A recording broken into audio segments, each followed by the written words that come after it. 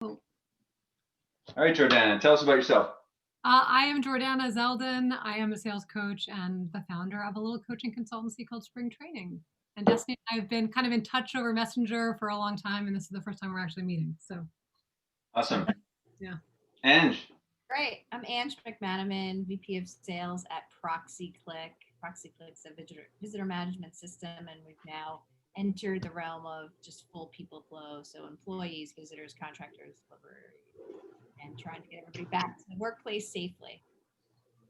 Awesome. Patrick. Oh, you're on mute, my friend. Oh my God.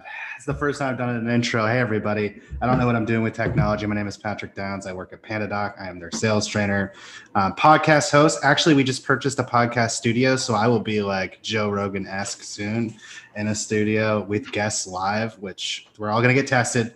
Don't worry, but we're going to do it safe. Also, mental health advocate, and I post stupid things on LinkedIn. Love it. All right. Before I hand it over to Destiny, Francois Bourdeau over here. I'd say I spend most of my time helping people pick like ERP software. I've worked in the Microsoft space for like 10 years. And then by on the side, Patrick and our friend Amy, who's not here today, we get to do this every Friday and help folks out, which is a lot of fun. So Destiny, we got lots to cover today, but tell us how you want us to make you better. Cool. What up, guys? I'm Destiny Brandt, founder of It's Destiny Recruiting in Seattle, Washington. I started off my career as a nurse, and I realized pretty quickly into it that I was way too much of a softie to handle being a nurse. I made my way into HR, also was way too much of a softie to be in HR. And I had met a recruiter, and she was like, "Girl, I think you could be a recruiter." And I was like, I'd rather be dead. Recruiters suck. And she was like, yeah, why don't you like put yourself in a position to be pleasantly surprised? It sounds like you like sales and building relationships. I got into an agency and my boss said, oh, you're a softie. Like if you're lucky, you'll make about 50K. And I really hit the ground running and I was very, very successful. You get to a point in your sales career where money means nothing when you sell people for a living. And I realized that getting a job was a life skill. And I would meet used car salesmen and I'd be like, why don't you say this or do that? And they'd make their ways into like DevOps and SaaS. And so I approached my boss and I was like, look, like what can we do to add 5 extra minutes to our process to make sure that every person who comes in touch with our brand is left with something that's literally going to make an impact on their life. And he was like, nah, this is a sales role. We're not here to make an impact. We're here to make money. And I was like, yeah, I get it. I've like won President's Club and beat company records. Like I'm a salesperson, but our job is much more than that. And he was like, yeah, we're not trying to reinvent the wheel. We've worked with the same wheel for a million years. And I was like, cool, I quit. And I took a minute to try to think about like where I wanted to work. Of course, working in so many spaces, all of my clients were like, Destiny, come and work with us. And I was just sitting here in my office and I was like, I want to go out and do things the way that I think is the way that they need to be done. And that's not treating candidates as monopoly pieces as a way to make money. It's treating candidates like human beings, like they are, and kind of like taking the agency and flipping it on its head in the sense that a lot of agencies are like, well, we make our money from clients. And I'm like, okay, but I actually make my money from candidates, because if you have that relationship focused approach, your candidate's going to come to you back over and over and over as they make their way from SDR all the way to, VP level.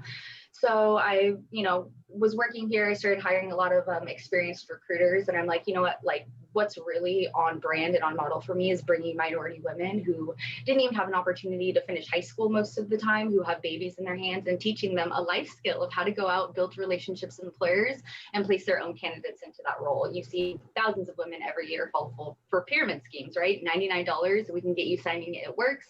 When if you just realize that your ability to build relationships can open doors, like all of us are in sales, right? So sales literally changed my life. It got me out of poverty. So that's why I'm here. I never thought that I'd be a business owner. I never thought that I'd be an entrepreneur, but I have a calling and my mission is much bigger than myself. So that's why I don't have like a brand or a logo or anything like that, because it's about each individual candidate that I represent. And I'm so thankful that I came from an old school agency, because it's so focused on like the fundamentals of sales, like high metrics always win. You have to really give a shit, and follow up is the most organic way of building relationships. And because I talk to salespeople, I learn every day. That's why I love working with sales profiles, because I'm like, tell tell me your best sales trick, and like, how would you appreciate me reaching out to you?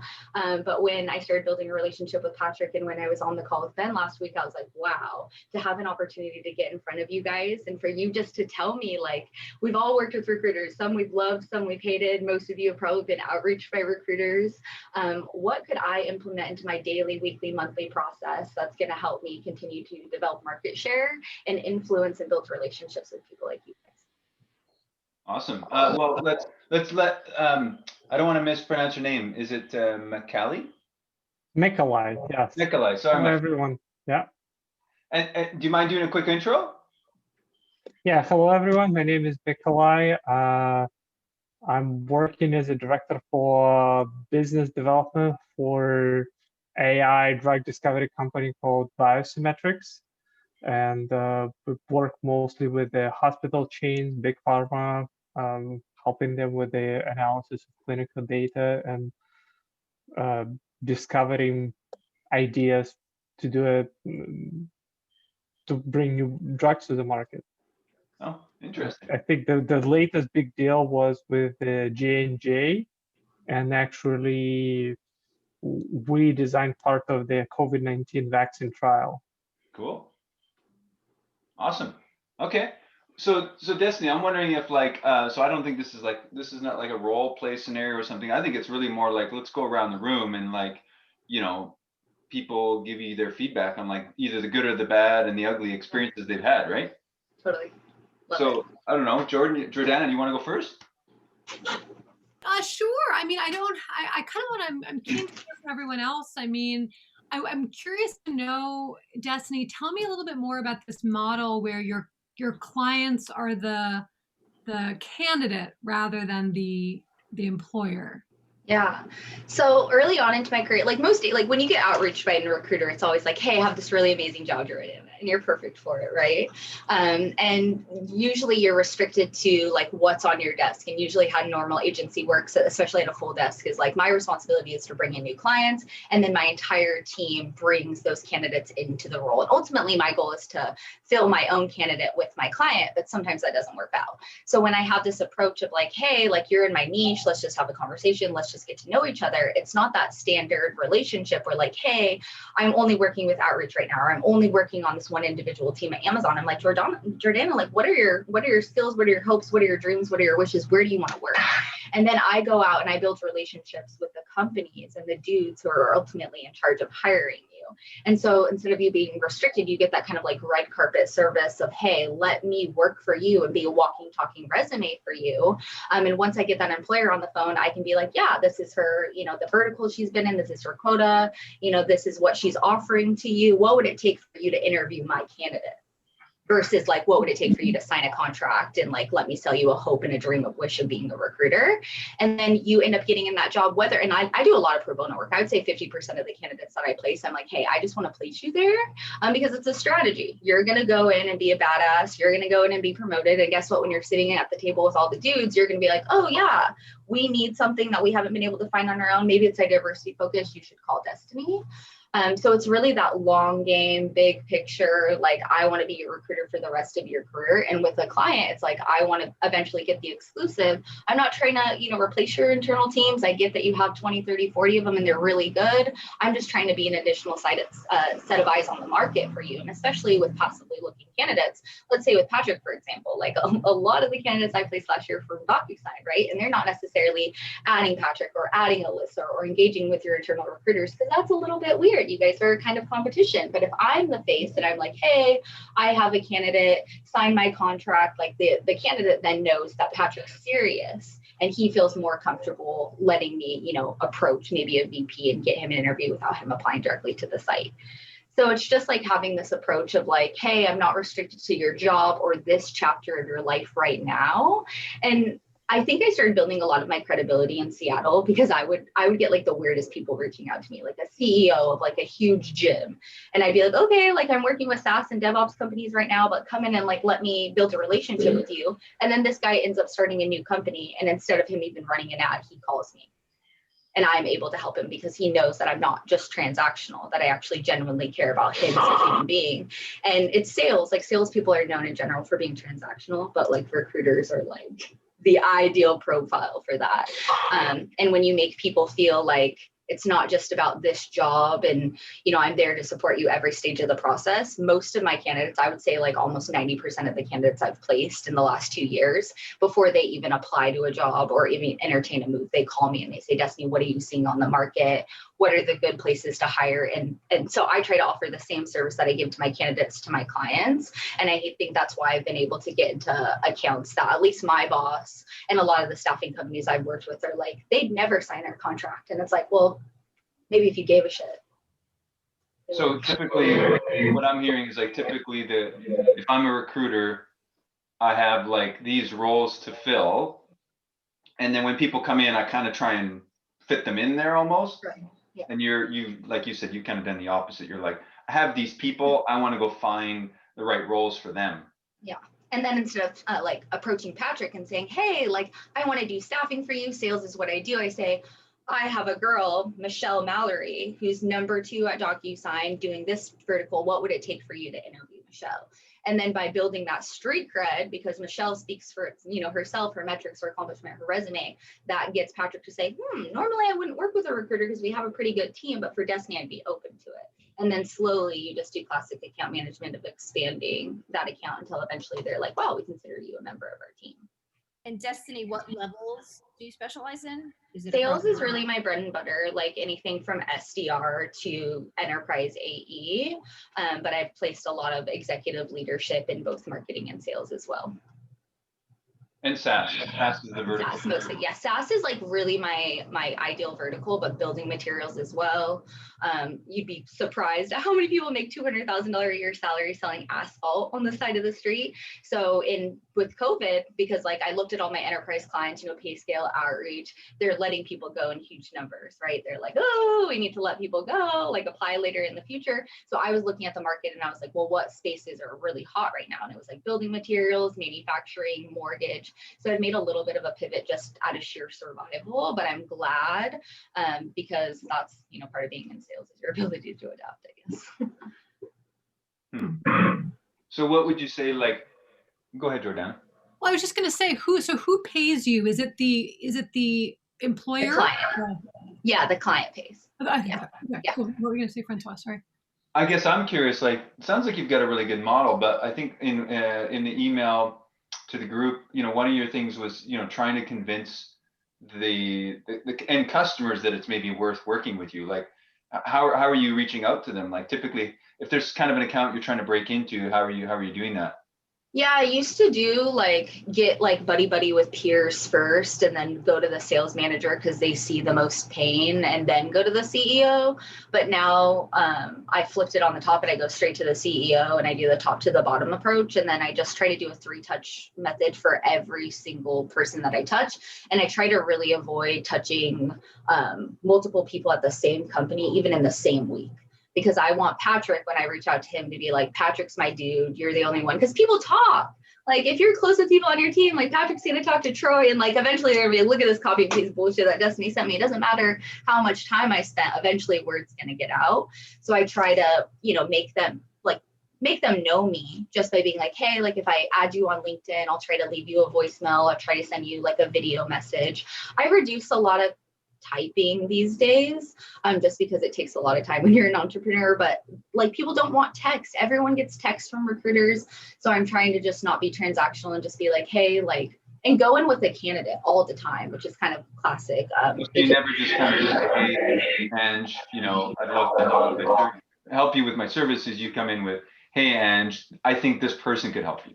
Yeah. And here's 3 bullet points of why I think that they're the best person for the job. What would it take for me to learn a little bit more about, your staffing needs? If this isn't the time for us to work together, I totally get it. Ultimately, it's my goal to play the long game with you.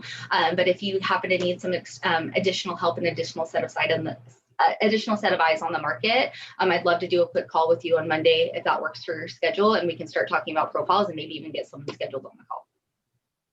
You are owning this. Are you a solopreneur, or do you have like nobody? Like it's just you? I mean, I have a husband. He does my accounting. But is it worth trying to replicate, like, and scale, or I've had a lot of very interesting people approach me about like buying me out, franchising me. And I don't trust people. I don't know. Maybe it was like, because I know a lot of these people are transactional as well. So I'm like, I haven't done any buy. Like to me, I could have a logo, I could have a fancy website. Even Jordana was like, oh, I don't think there are things on your website. I'm like, no, I hid them all right now because I'm trying to like make it actually like as legit as I possibly can. But it literally just is just me. And there's not enough hours in the day to do it in the way that you need to do, and you have to really, really, really care. And my approach was like, try to touch 100 dudes a day.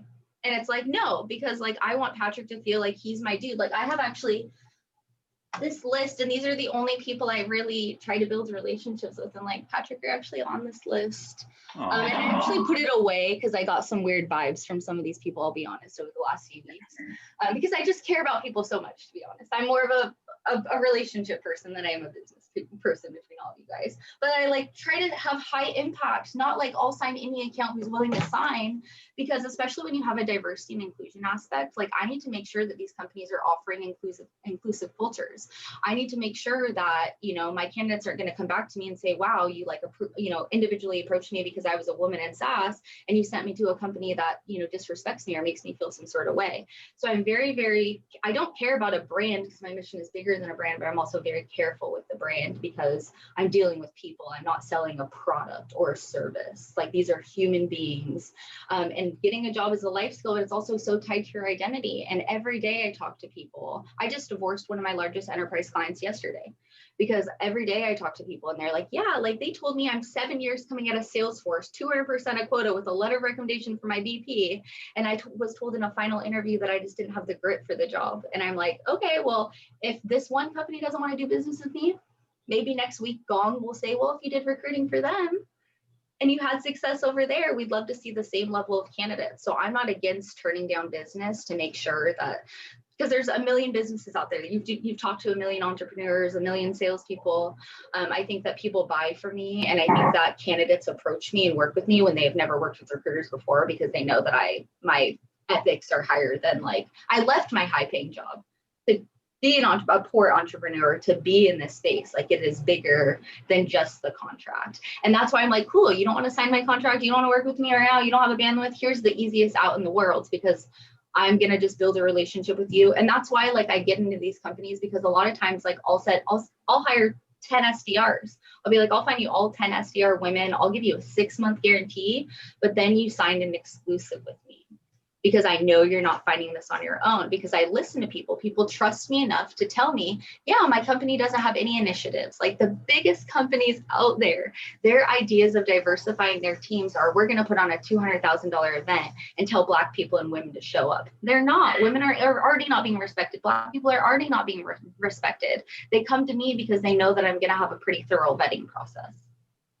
So it's market share is my biggest thing, is like, trying to find companies that actually genuinely care about diversity and want to partner with a women-run business to do it.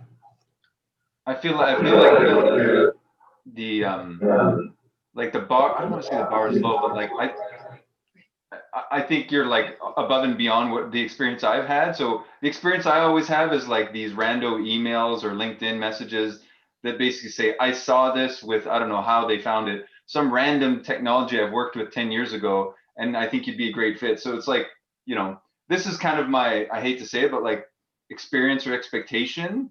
And then this is what I'm hearing. So, you know, it's like there's this big disconnect or huge difference. Like, because I think, like you said, there's a lot of people, it's just super high volume, right? They're just going to, I don't know, message 100 people and hope one sticks. Yeah. It's like a numbers game. And it's an education game too, right? It's like you're creating this different platform. Yeah. I think some of the hiring companies are just not used to, and they want to be diverse, right? They want to hire the best, but at the end of the day, do they care about that? Sometimes they don't. I think they just need the butts in the seat, right? So, which is cool. I work with salespeople. Like, you want an ROI? Great. They're coming from their biggest competition. These are their metrics, their accomplishments. Here's all their awards. Here's an entire presentation with a bow on it. Like, so yeah. Jordana, it looked like you had something you were pondering. That's my thinking face. I was going to ask you, what was I going to ask you? I can't remember the question I was going to ask, but I am curious, Destiny, how are you actively reaching out to kind of the more passive candidates to build your network on the candidate side? At this point, I'm not taking on any new candidates.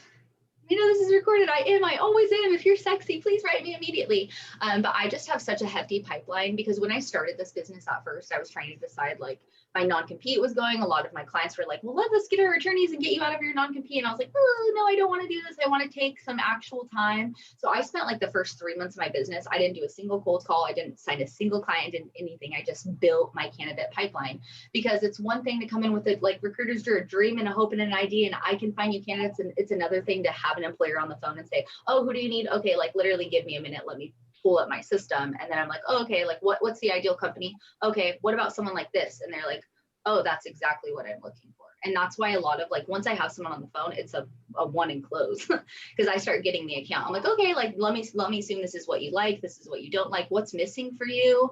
What can I do between now and then for you to feel confident in paying me this fee at the end of the day? Because you're not paying me anything up front. You're only paying me if you decide this candidate's the best person for the job. So what's going to be the roadblocks between now and you extending an offer for my candidate?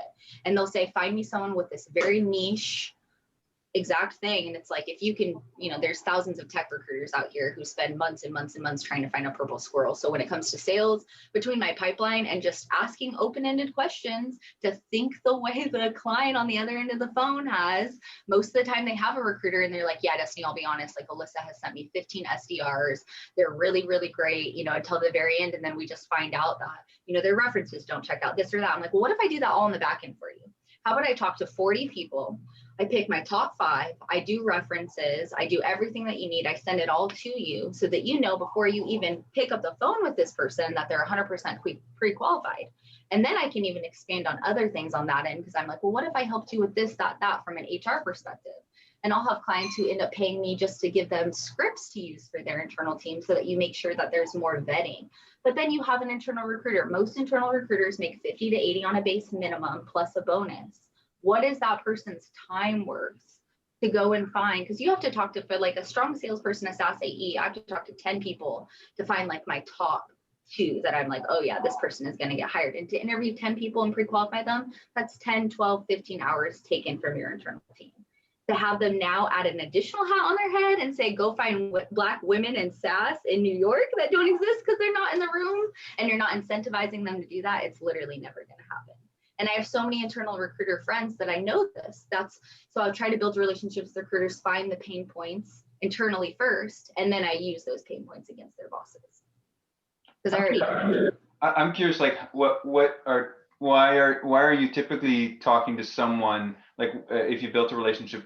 Are they coming back to you because they've hit a, like, is it typical that they've kind of hit a ceiling with the company? You know, sales, right? Like people, they're so emotional and they build rapport and their trust, and they get in these positions and it's like, oh, you're just a number. Oh, you care about marketing. We don't give a shit. Like, get on the phone, right? So there's a million reasons why people leave. You know, comp changes. I never saw it before last year, but since COVID, like every month, people's comps are changing by ridiculous numbers. And people are like, hey, you know, I could go to a company like PandaDoc. I already have a book of business. I have no non-compete for XYZ reason. Like, you know, like they call, like, it's emotions. It's always emotions. People leave mostly because of money. We all know salespeople, money is the number one driving factor, but people want to be a part of something bigger than themselves. And a lot of these organizations, they say they want these people who are, you know, so great at doing X, Y, Z. And then again, they put them in these positions where they feel like just a number. So like a lot of my candidates that I placed last year in a SaaS role, I talked to 4 of them back to back yesterday, and they all called me within the same week. Because when comps change, when new bosses come in, when verticals and territories get combined and stuff, people, instead of going and like sitting and starting with the stress of how do I apply, where do I even begin, there's so many steps, they contact me because they know that all I need to do is call my employer and say, hey, I have a candidate, what would it take for you to interview him tomorrow? Easy. Destiny, do you also offer career coaching, or is that just kind of part of what you're already doing? You guys, I'm a softie up here. Like I said, I'm not a good business owner. There was a need, a calling. I get thousands of messages every week. Like, Destiny, please help me with one-on-one consulting. So I do have it on my website, but I just feel so bad because most of the people who are drawn to me are women and minorities. So I end up doing it for free. But I am trying to be better at, like, if a sexy white SaaS AE approaches me, you know, a man, I'm like, okay, I can help you with this. And I help a lot of people get jobs at Amazon, for example, because it's, you know, high impact strategy sort of thing. So I can charge upwards of $1,100 an hour for my coaching, but that's not what I want to do. That doesn't make me feel good. For me, what makes me feel good is, like, you know, sales changed my life, technology sales, like being in those rooms changes people's life. Like, and it's making the impact within those organizations person by person. Like, you can't just say, oh, diversity, it matters. Everyone knows diversity matters. Of course, you don't need to have a full brain to know diversity matters. But like I said in the call with Ben last week when we did this, like, people buy for a very emotional reason. All of what we talked to is, like, based on emotions, and nothing's going to make more of an impact than getting, you know, Black women who are coming from the target into SDR, and then they go and they're hungry because they have more to prove than all these UW kids, because they want to buy houses, they want to pay off their car, they want to buy their kids Christmas presents or whatever, and they hustle. And then, like, I have an employer call me and they're like, wow, this is actually grit. I've been talking in SaaS and DevOps and whatever for a million years, but this is actually grit. This is what I want. I want women. I want people who didn't finish, you know, their college diplomas. I want people coming from Flint, Michigan, because they literally have something to prove. That's why I love sales recruiting. When I left my old agency, like, my boss was like, he was a boss, and I, you know, to start a competing agency and a few blocks away from him, like, that was kind of a big thing. But I'm like, why I love sales, it's so focused on your ability to build relationships, your ability to tell a story, your ability to make people resonate with who you are. So yeah, I could take money from clients to coach them, but I want the biggest thing for me is when a SaaS person comes and says, wow, I can't believe, like, you have that influence, you give them exactly what they want, that perfect profile fit. And then after 5 hires, you say, look, you know me, I know you, you know that I know what I do. Why don't you see someone who's selling Hondas on the side of the road for this SDR job? And they're like, ooh, my boss isn't gonna like that. I'm like, but Patrick, do it. And then next thing you know, you're helping people, like, get into rooms and open doors that they literally never thought possible. And that's why it's like, the money at my last job doing the same exact thing 100% of the time, I could continue to do it there. This is about making impact one company at a time. So I hate enterprise. I don't care who hears it. I don't like big companies, because the bigger the company, the more people just feel like a number. But the goal for everyone is to get into these rooms so that they can say that they can, and they can. And so many of them, you know, like, I helped people selling who were at Home Builder get into Salesforce, and they send me Christmas cards like, Destiny, oh my gosh, like, I never in a million years, I've tried for years and years and years. And, like, that high, like, that will ride me for 10, 15, 20 years to come. And I'll be honest with you guys, I have clients hire people behind my back all the time. I have a bunch of shady shit happen all the time. And I don't send a letter to an attorney. I don't send a letter because, like, the first thing that's going to happen is that candidate's going to get fired. I'm like, okay, cool. Like, it's the long game, whatever. At least someone got hired. And I can just use that to drive me to push into different teams and different companies that I never thought possible. And eventually I'm going to get people on the other end of the line who are going to resonate with my story, and then they'll get my candidate, and things will slowly change. And I've seen them. Companies that would never hire people who didn't have industry experience do for me every day. And it's because I'll scream and fight and get there, and I'll just show them it's not just about this candidate. I have others. And it's really rewarding, but obviously, like, the market share thing, it can be a slippery slope. So do you find when you're talking to a C-level, like, you typically have a candidate, you know the job they're looking for, but if it's like, it sounds like it's never cold, so you've built a connection with the peers. Yeah. You know, what would you say? It sounds like there's very few objections, but, like, what is the typical one, like, we have in-house? Yeah, usually it's just like, usually they're like, I don't want to sign your contract. Like, I'll work with you. You can send us referrals, but I'm not going to sign your contract. And I'm like, I can't do that because of my model. If it was just me, I would be fine. Like, because I was trained in such an old school approach. Like, yeah, sure, let me send you exactly what you want. And, like, eventually you're going to sign my contract. But with my model bringing on, you know, minority women who work hard at 2 babies in their hand to try to recruit and source and, you know, coach candidates at the same time, I can't do that. So just, like, not playing by the rules, I think, like, thinking that because I am so soft, they can mold me. But it's it's fine. I'm like, no, I'm a salesperson. Like, you have to sign my contract. Otherwise I'll go to your biggest competition, and they will.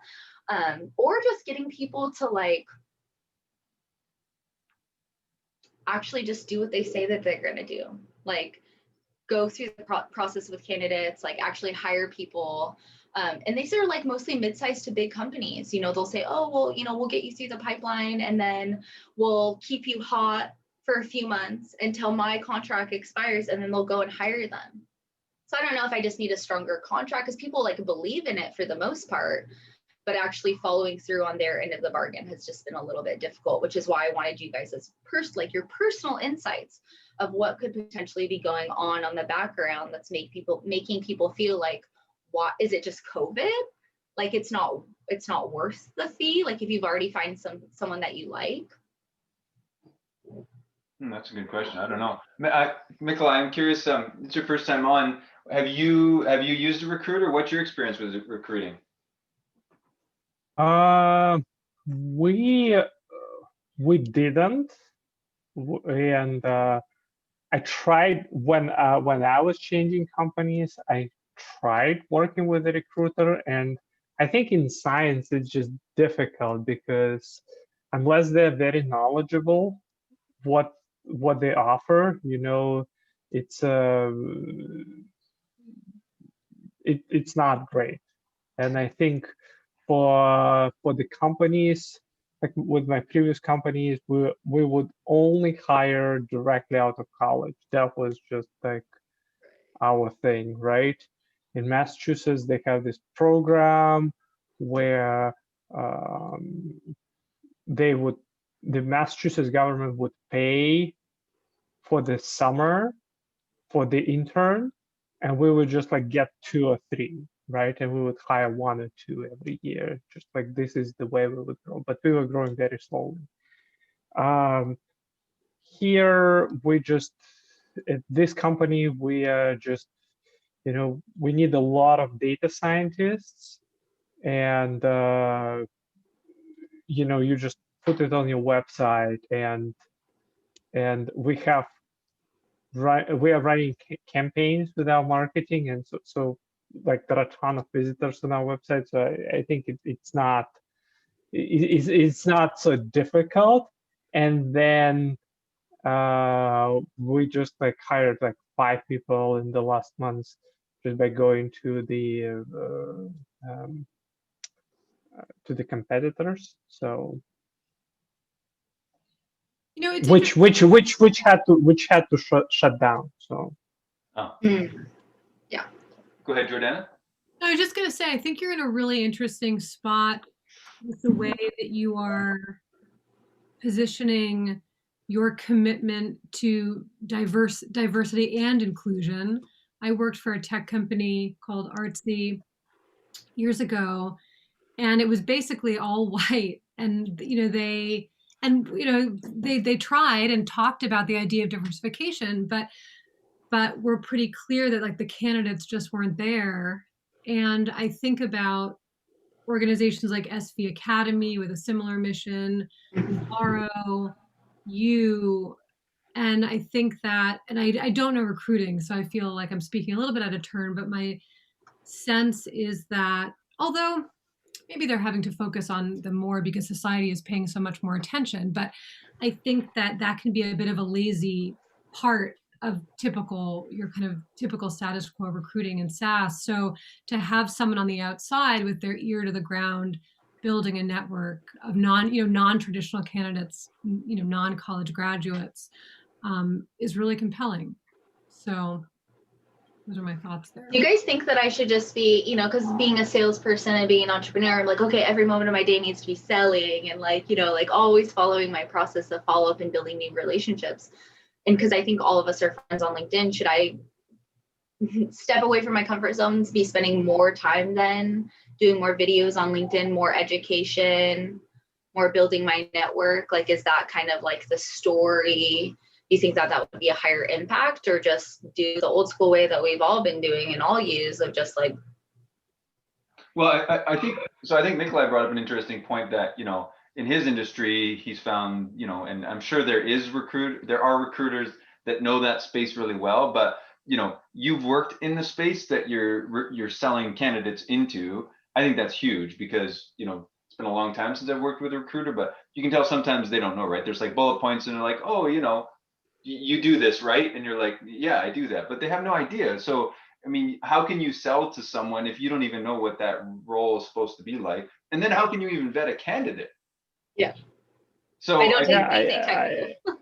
I think in life sciences, recruiters work well on like very low end, like where they just like hire, lab assistants for manufacturing lab, it's like, can you do cells, like human cells? Yes, okay, like done, like we'll get you a job, right? And at the very high end of the spectrum, right, where it's like CMO, chief scientific officer, like the middle ground, which is very, very, very wide, right? Because it's like if you hire, scientist, senior scientist, scientific lead, director of science, all of those, or like even for the sales, it's just like you need somebody who understands science. And for example, if a company is in gene therapy, they shouldn't reach out to candidates who have experience in, I don't know, chemicals, right? And they do. And it's just like it discredits Loses the recruiters trust. big time. Can I jump in, Destiny, just to give you my experience working with recruiters? Like for me, and I don't know if you do this or not, but this is just what my opinion. They have a hard time telling me that the real truth, like the hard truth, I guess. Like, and you don't have this experience. Like they're just afraid of conflict a little bit, which I just can't respect, right? Yeah. Like, especially at my level and up, it's like, you got to tell me and don't make me go through the motion with this company if it's just not going to fit, right? And then on the other side of using recruiters to recruit for sales positions, it seems like it's always this like, I got to talk to them so many times to tell them what I really want. And if you can understand quickly, right, just because of our schedules and just be efficient, great. And there's going to be I understand that there's going to be there's winners and losers in the bunch that you bring, but really understanding my needs as a hiring manager and I'm sure you do that, but that's like, I just wanted to kind of point out, those are the biggest things for me when using a recruiter.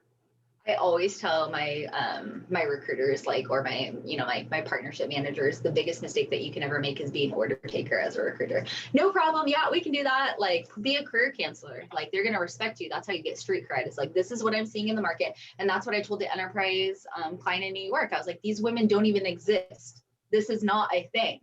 I'm not going to even send you a contract or continue on with this conversation unless you're willing to do X, Y, and Z, because these aren't.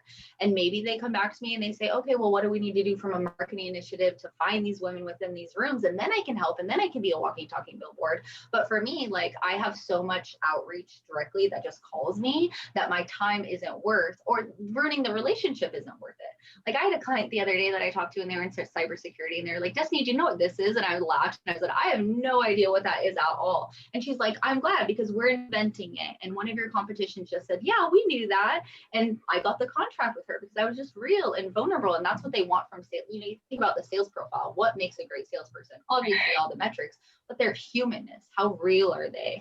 How quick can they, cut out the bullshit and just get straight to the solution so that both of us can make money and move on? So I try to always give pushback. If anything, I look for one opportunity to give pushback, especially to some of these dudes in building materials who are like, we sold steel for 1 million years. And I'm like, okay, but why wouldn't you hire someone who's never sold that? They're a little bit younger and greener, and they're like, oh, we'd consider it. And then they end up hiring my candidate that's not that exact profile fit, because they know they're going to pay $20,000, $30,000, $40,000 less on a base salary, but the skill set is exactly the same. So I appreciate you saying that. Destiny, I have a crazy idea. Love it. Okay, you have Panadoc on that board. I mean, Yeah. we have 17 minutes left. How about you just pitch me live here? on your services for real, not a role play, like for real. And maybe we could do a part 2 on feedback, but go. Yeah. Patrick, hi. How's your week going? Oh, it's going fantastic. Thank you. Cool. I just wanted to see like what it would take for you to interview candidates with experience in your industry. Like, are you guys looking for any salespeople right now, potentially coming from DocuSign? We are looking for salespeople. We're looking to double our sales team by Q2 of next year. Well, what territories? We don't have territories. Okay. And like verticals? No verticals either. Okay. So open verticals, all SMB. Are you looking for like enterprise reps as well?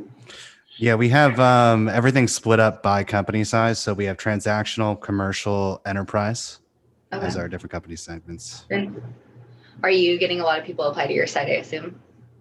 Yes, we do. Okay, cool. And out of, let's say, you know, like if 10 reps come your way, how many of those do you into a final interview? How many of those do you end up hiring? Would you say, like average? Well, we usually put up like 2 to 3 recs at a time, and we'll probably interview only about 5 people to get those 2 or 3. So we progress people pretty quickly. Yeah. So lots of like qualifying on the back end before you even like pick up a call with a candidate. Yeah. I definitely appreciate that because no one wants their time wasted, especially when they're, you know, coming from competition. What would you say is like, you know, or how big is your internal recruiting team? Isn't it just like a few people? Yeah, we have 2. Okay, cool. And they're going to double size, just the 2 of them? Yeah, they're doing it right now. And they're like working like 40 to 80 hours a week, I assume, to fill those initiatives. They are, yeah. Yeah, badasses. How are you paying these people? Like you're just your internal recruiters, like, or I assume they're on like a salary plus a large bonus based on their level of success. Yeah, we pay them like a salesperson. Oh, cool. Great. That's the way to do it for sure. So I assume they probably make like 50 to 80 on a base. Correct. Yeah. Okay, great. Do you think that you'll have all of the hires, like all of your hiring initiatives done by quarter 2, or are you sort of like anticipating you rolling into quarter 3 based on just having like the 2 people doing all the pre-qualifying for you? So the part that gets a little challenging is that our department heads are often also involved, and it's not that the recruiters can't hire the recs. Our biggest issue is like, are the department heads opening the recs that we need to our growth plan? Once we have the rec open, we get it filled, no problem. And do you think that like even after you've filled all the roles that you have in quarter 2, you'll continue to look at profiles if they're like coming from, let's say, DocuSign or one of your biggest competition? Like, are you always hiring for qualified salespeople? Yeah, we would always look at somebody if we like them. Okay. And like, have you ever worked with an external recruiter before? And if you have, like, what have you liked? What have you not liked? Since I've been here, we haven't. Okay, cool. And are you against it or no? I'm not necessarily against it. I'm not sure what the feelings are on like the HR side or the people that currently recruit for us, but yeah, I have no issues. HR, always the roadblock, right? Yeah. And what is your company doing to like diversify your teams? Or I notice that you guys actually do have quite a few women on your sales team. So like what's kind of like the goal and the vision with continuing to bring more women and bringing more people of color into PandaDoc? Like, do you guys have any goals or dreams or wishes on that end? The funny thing is our CRO is actually the person that's been leading that initiative. He's very passionate about it. We have had challenges, specifically when we're hiring only in Florida. That was an issue for us. We were getting very few women to interview and very few people of color to interview. Yeah. Would you guys consider people from like Atlanta for those Florida area? No, we're completely remote first now. So we've just in the last month opened it up to the entire country. Awesome. Well, I actually, now that I think about it, have several candidates in Atlanta because when I was working with a SaaS organization, I was hoping that they would extend it from outside of New York. What would it take for you to maybe just look at a write-up and some profiles of some candidates that I think that have a diversity or are a diverse candidate or are a woman that I think are so strong that you should definitely take a look at them?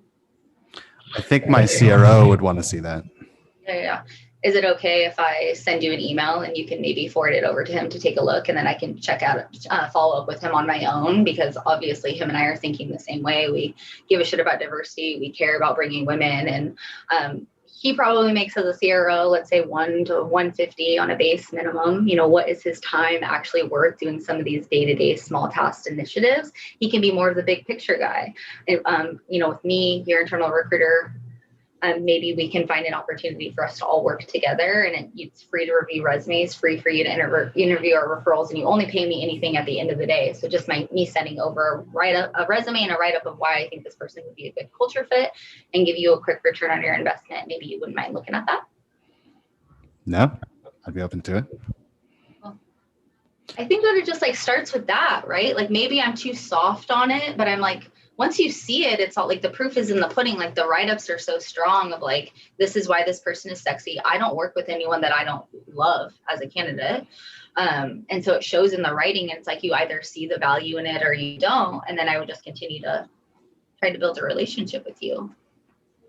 Well, if this says anything about what my feedback's going to be, is I'm actually expecting that email now. Yeah. Definitely. Hey, Destiny, you talk a lot about, you've spoken a lot about getting to know the candidate personally and really advocating for them kind of as a whole human, right? I'm curious if, in your kind of pitch conversations with clients, you do any rooting around in the culture and values department of what their team really looks like. Because, to my mind, yes, seller is seller in the sense that if they have certain KPIs, that looks very good. Are able to achieve certain metrics, that looks very good from a kind of KPI and numerical perspective. But then of course, there's also this really big question of culture fit or culture. It's the only question. Right. You can't have diversity with recruiting without having inclusive culture. That's the bottom line. Anyone who tries to sell you on that is full of shit. They don't know what they're talking about, which is why I have this dream list of companies, because I have friends who work there. I have Jed who works at PandaDoc. I have Roman who works at PandaDoc.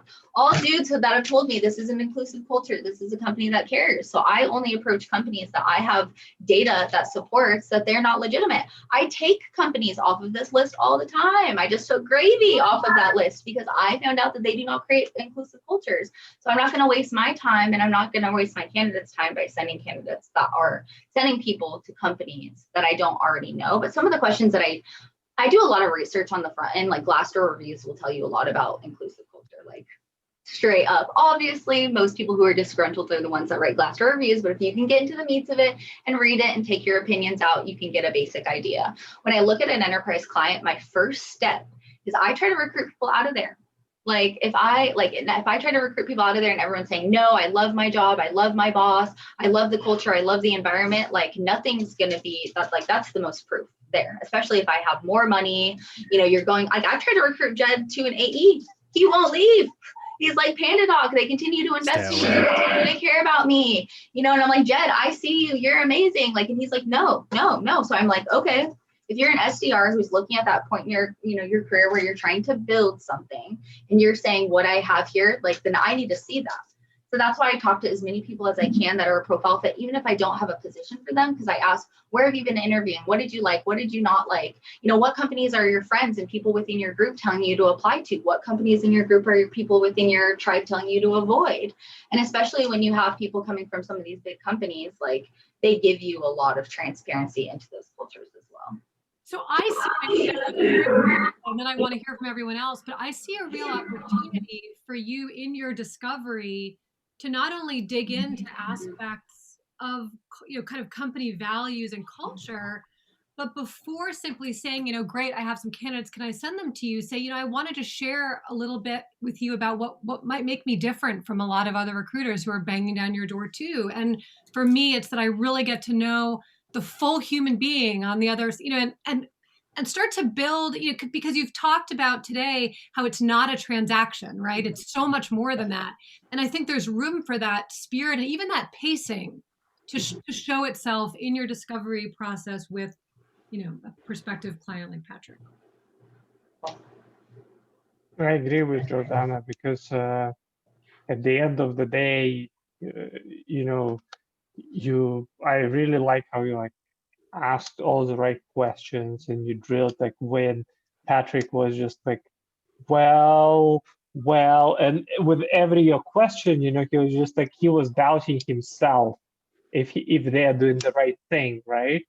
But then the the message around why, like why Destiny and why not somebody else who is also doing diversity recruiting, right? Will do it, right? Yeah, there was this Atlanta story. It's okay, but it's like at the end of the day, it's like, hey Patrick, I'm going to like save you lots of time and efforts because I personally stand like behind each of them. I vetted them. I did personal coaching with them. Like they are, 5-star candidates. You will not regret it. So something along those lines. More like, again, the discovery part was like really good, and then you went like how we're gonna do it, right? It's like I'm gonna just send it to you, the candidates. It's like we're done here. But then the part was why was just like I think a little bit too quick. I think. I appreciate it. Yeah, I would just dial in more. You mentioned this, Destiny, already, but I would just dial in more of why do the salespeople love to work there, right? Just like more about that culture. Get them to talk more, and this might be more of a question for the CRO when you get them on the phone, but get them to talk about the diversity. Like everybody just says diversity, but they really, what are they doing to implement that, to really, show that throughout the org. But yeah, I think one big question that I would be asking Patrick is like, why do salespeople love working at PandaDoc? Like, what's special about PandaDoc that the culture is just amazing, that they kind of, they don't think about their hitting their quota, and they don't think about the grind because of how the culture is emulated throughout the org. I just had one really quick thought piggybacking off of that, which is, Destiny, like in a way, your clients, your employees that you're trying to place are like your babies, right? And you've got to protect them and make sure you are vetting the employers. Like Patrick needs to prove himself worthy of your talent, right? That you are nurturing. So I think there's an opportunity for you to acknowledge that dynamic, so that it's not just great, you'll take me, I'll send you my people, but it's like, tell me how great you are and why I should take my handpicked little chicks and bring them, to your company. I mean, I don't have a lot to ask. I thought your real-time pitch was pretty good. You asked a lot of great questions, and then you had something to offer at the end. I mean, the only thing I would say, which is obvious, I mean, you have talked to Patrick before, so it was maybe not as cold as another conversation you would have, but you've already indicated earlier, you don't really do cold, right? Like you work around building some connections through a peer. So, if you were reaching out to Jordana or Ange, they may not know you as well as Patrick, but they know of you. They take your call. It wouldn't be like, you wouldn't have to be fighting for 30 seconds. What would be like a good, if I were to do a cold call, what do you guys think would be like a good opener? Oh, that's a can of worms, because that's like, You got 3 minutes. Therapist calls that the doorknob question, like the thing right at the end of the session that you say that warrants an entire other session. I mean, normally I'm just like, what would it take for you to interview candidates with experience in your industry that are women or people of color? I mean, I feel like I know you would be doing your homework. So yeah. Let's say Patrick was the person you were cold calling, right? You'd know that people from DocuSign would be a great fit because they've already sold in that space. You'd know they're hiring for this many people. You'd probably know how many internal recruiters you'd probably have something really quick to get another 30 seconds to say, look, I know it's probably taking this much time. I have these candidates. I know diversity is inclusion is important. Would you give me another 30 seconds to tell you how I could fill those roles and save you time, money, something like that. Yeah. Now, it doesn't sound like you need to use it, but I think you probably could yeah. Stitch something like that together. I appreciate you guys. Thank you so much. Can I ask for one more screen capture, because we missed Mikalai at the beginning? So Patrick, I don't know if you want to scrape all your bottles together. Mikalai, we took a quick screenshot before you jumped on. Okay. So, Sure. We'll do another one here. Patrick, are you? All right, 3, 2, 1. Let's do one more. Awesome. Okay. Any other last questions or comments for Destiny or questions for us? I mean, I feel like now you'd be the only recruiter I'd ever go to, honestly. Like, Don't even say that to me. I'll cry. Thank you. I appreciate you guys. One last comment. Diversity is very important to us right now, and I would have liked to hear you like really dig into that. I don't know if it came out in my voice, but like it was the thing I was most interested in talking about in that conversation. I would have loved to hear like, why is it so important for CRO? Like, does he have a past experience with it? What happens if you're able to improve the diversity? How does that affect the organization? What happens if you can't? What continues to be an issue because you don't have diversity? Yeah. So you have that thing in the backhand where it's like, if somebody decides not to move, it's like, well, you told me you wouldn't be able to do X, Y, or Z. So how are y'all going to be able to do that without? So you're not asking Patrick, like, help us check the box. You're saying, we believe in it, but remind me or give me examples of why your other clients who focused on this, the benefits they've seen from it. Not just monetarily, but like good. I'm not articulating that well, but like, what's the real benefits the company have seen? And I mean, like you said, you want to work with people that really care about it too. So I feel like those questions will get out whether or not it's an actual important thing for them that they care about. Yeah, I like the what happens if you can't, for sure. Cool. All right, we're up to our 1 hour. Thanks everybody for jumping on. It's Friday, weekend's coming around, and appreciate everybody making time. Thank you Thank guys. you. Have a Thank you, good everybody. weekend. Have an awesome weekend. Bye-bye. Talk to you